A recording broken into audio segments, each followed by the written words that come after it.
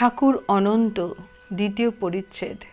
ঠাকুর অনন্ত ও অনন্ত ঈশ্বর সকলই পন্থা শ্রী বৃন্দাবন দর্শন। জ্ঞানীর মতে অসংখ্য অবতার কুটিচক তীর্থ কেন? শ্রী রামকৃষ্ণ। জ্ঞানীরা নিরাকার চিন্তা করে, তারা অবতার মানে না। অর্জুন শ্রীকৃষ্ণকে স্তব করছেন, তুমি পূর্ণ ব্রহ্ম। শ্রীকৃষ্ণ অর্জুনকে বললেন, আমি পূর্ণ ব্রহ্ম কিনা দেখবে এসো।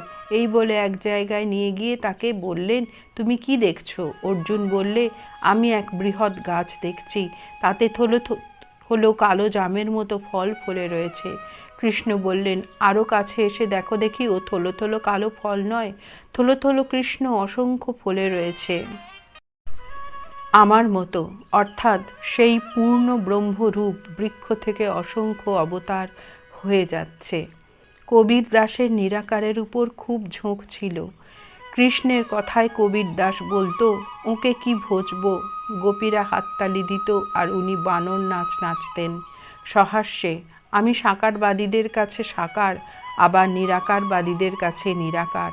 মণি সহাস্যে। যার কথা হচ্ছে তিনিও ঈশ্বর, যেমন অনন্ত আপনিও তেমন অনন্ত, আপনার অন্ত পাওয়া যায় না।